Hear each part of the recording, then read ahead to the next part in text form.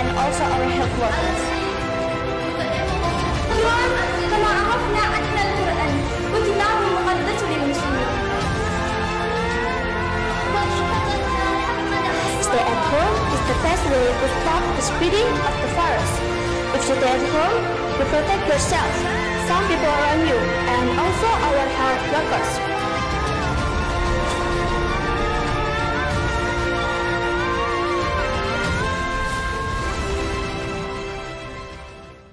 Assalamualaikum warahmatullahi wabarakatuh. Sobahul khair.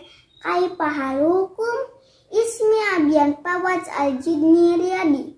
Ana tilmidun al-madrasatu fi TPQ Asyarifiyah. Ana min Sukabumi. Ketabahan Muhammad kecil. Kisah Nabi Muhammad mengandung banyak pelajaran yang bisa dijadikan teladan untuk kita semua.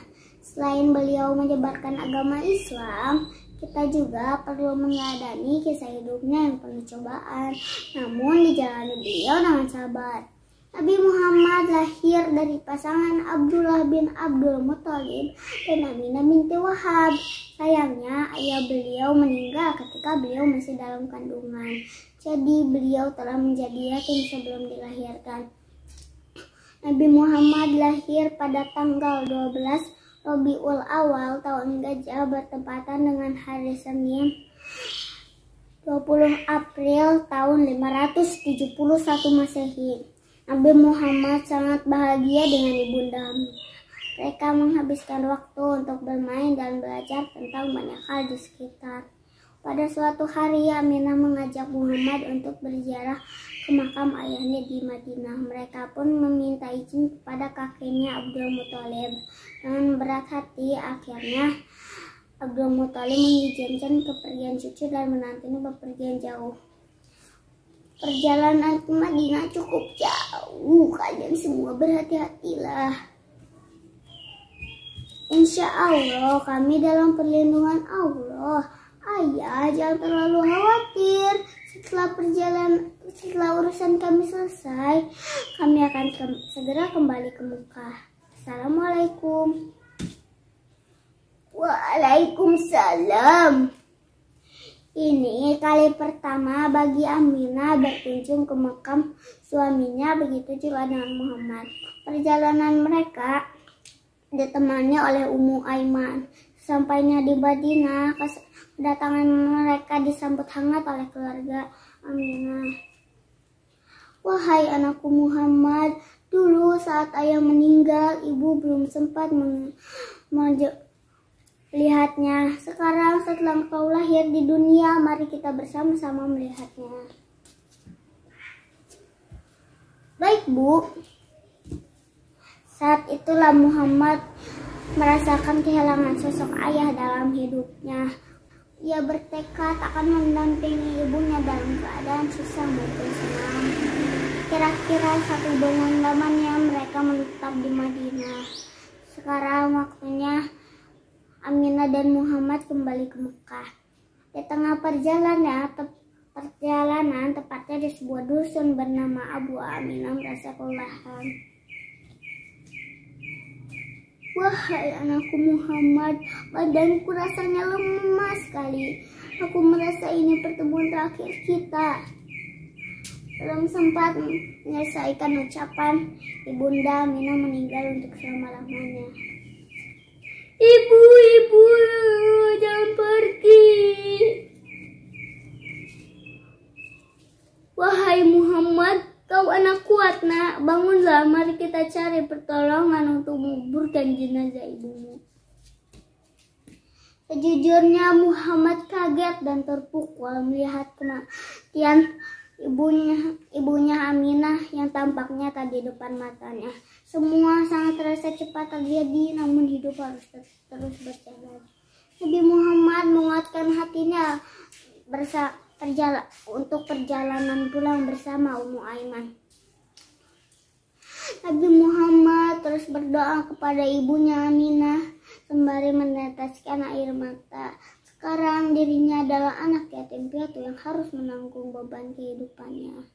Abdul Muthalib langsung syok mendengar kematian Aminah. Seketika itu beliau mencium Muhammad. Wahai cucuku tersayang, hapus air mata di wajahmu. Jika ibumu melihatmu bersedih, pasti beliau akan bersedih juga. Tenanglah sekarang kakek akan menjagamu.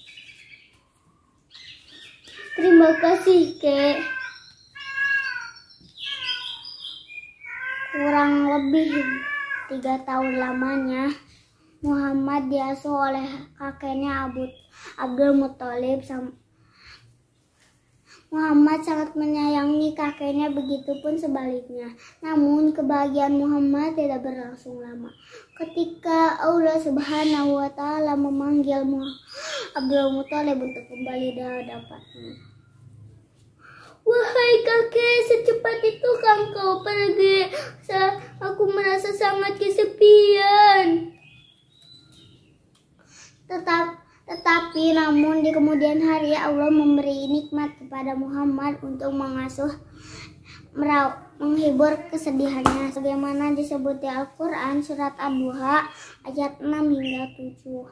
A'udzu billahi minas syaitonir rajim.